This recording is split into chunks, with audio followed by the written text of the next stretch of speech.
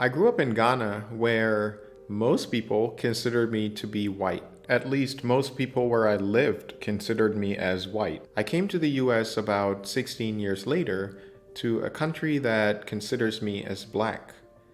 To the best of my knowledge, I did not change color during that flight from Ghana to the US. So it was so incomprehensible to me what accounted for this disparity. I thought that race was supposed to be this concrete, descriptive idea that defined who I was as a person, but come to find out, it was as fickle as taking a flight from one place to another. To say that the idea, the concept of race is one that hasn't made sense to me growing up is really an understatement. My experience of race in Ghana was one of two extremes. On one extreme, I experienced the benefits of being a race, which is white, that was idolized in Ghana. There was a segment of the population that very much idolized any light skinned or white person because it was an unfamiliar sight.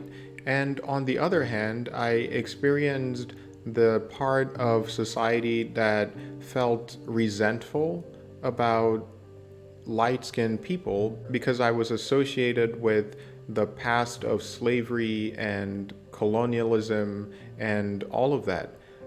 Both of these extremes were very naive at best in the way that they were portraying me. And mind you, I was also of the same belief as well. After all, I grew up there, I had the same mindset as they did.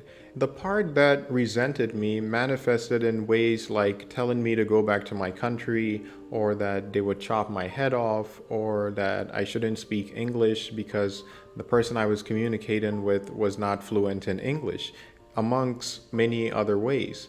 But that resentment was not something that ever made me feel like Ghana is especially racist, because by our standards of what we consider as racism here in the West, there are so many countries that are exceeding that by a lot, especially in the way that they treat their non-citizens.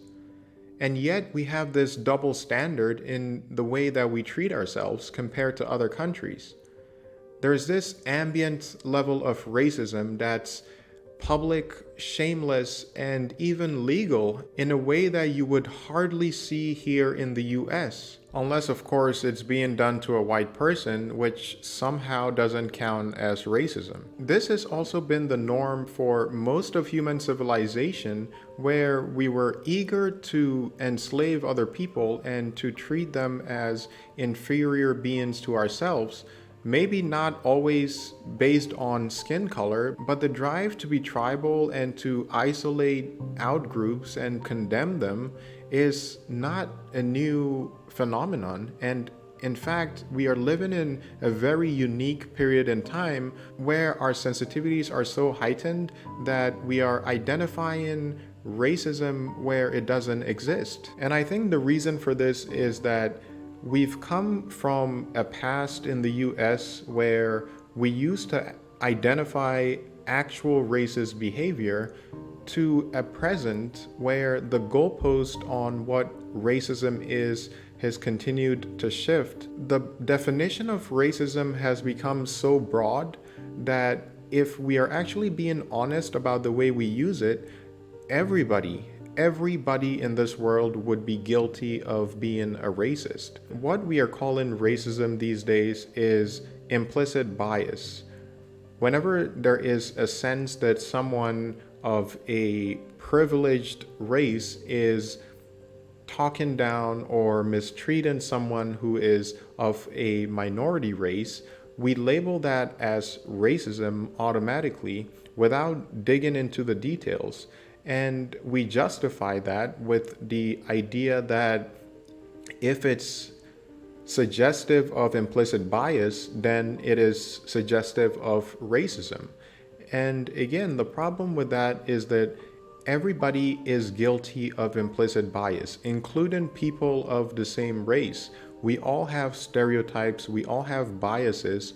we all have a lens through which we view the world that is not always optimal in the way we treat other people. And that manifests to different degrees depending on the individual, but at the end of the day, we can't call something racism only when it is seen in a specific race, which is white people, and fail to call it that when we see it in other races, especially when it's done in the most shameless, unabashed way possible. If that is not racism, then I don't know what is. And we can't justify that with the idea that white people are the only ones who are capable of racism, because that is just manifestly untrue. Anybody who has experienced any other part of the world or any group of people who they could not relate to in racial terms would notice right away that when people are curious or when people are unfamiliar with your race, that comes off in one of two ways. It can come off with genuine warmth and a desire to get to know you better, or it can come off in a fearful way when people are more skeptical and unsure about how to treat you. And that could come off as mean, and it could be mean, but the point is that that is not limited to any one race.